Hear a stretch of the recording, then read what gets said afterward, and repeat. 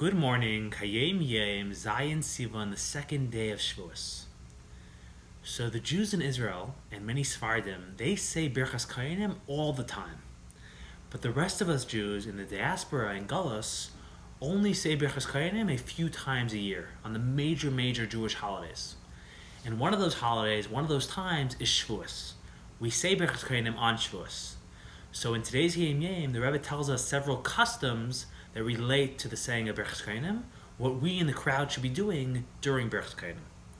Now there is another Hayom Yom entry, the entry of Tes Vav Tishrei, where the Rebbe tells us how we know these customs. So check that out if you want to know what that is, Tes Vav Tishrei.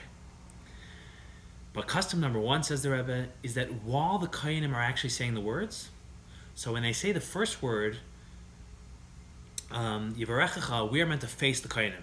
We're covered by a talis, but under the talis, our faces are meant to face the Kohanim. And then when they say the second word, Hashem, we're meant to turn our faces slightly to the right. And when they say V'yishmerecha, back to the middle, and then the next word to the left, to the middle, to the right, to the middle, to the left, to the middle, so on and so forth. And that way, when they conclude, when they get to the last word, Shalem, we will be back to the center, we will be facing the Kohanim. So that is custom number one.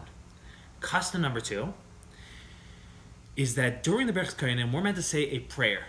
The prayer is the Ribono Shel Olam prayer. And it's a prayer, it's a paragraph Jews are meant to say when you had a bad dream or a disturbing dream. But the way the Gemara says it is, back in the times of the Gemara when they were in Israel, so then they were saying Birchas Kohanim every single day. So the Gemara says that if you had a bad dream, if you had a disturbing dream the night before, then that morning by Birchas Kohanim, you should personally say the Ribono Shel Olam prayer. But nowadays, in the Galus, in the diaspora, when we only say Birchas Kohanim a few times a year, so it says in Halacha that it's impossible that between one Yom Tov and another Yom Tov, you didn't have a bad dream. You might not remember it, but you for sure had a bad and disturbing dream in that time. And there's all these accumulated bad dreams, therefore all Jews, no matter who you are, everybody should say the Ribono Shel Olam paragraph during Birchas Kohanim. Now the Rebbe says two things. First of all, this Ribono Shel Olam paragraph shouldn't be said while the Kohanim are saying the words. Because when they're saying the words of the blessing, you need to be listening to them. Rather, you should say it while they're singing, because before they say each word, they sing, and while they're singing, you should say the Ribono Shel Olam paragraph. And the second thing he says is that the Ribono Shel Olam paragraph shouldn't be said in one shot.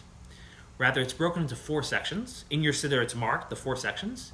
And he says the first of the 4 sections you should say while the Kohanim are singing the introductory song to the third to last word. And then the second section should be said while the Kohanim are singing the introductory song to the second to last word. The third section should be said while they're singing the introduction to the last word. And while they're actually saying the last word, that's when you should say the last section, which is only 3 words long. And that is custom number 2. Custom number 3, says the Rebbe, is that after the Ribono Shel Olam paragraph, after the Ribono Shel Olam prayer, there is a very small concluding prayer we say, the Mi Adir b'Marim prayer, which is a very powerful small prayer which concludes the Birchas Kohanim. And the Rebbe says you should say that while you're still covered by the talis, while you're still under the talis, say that, and only then take off the talis. Have a wonderful, wonderful day.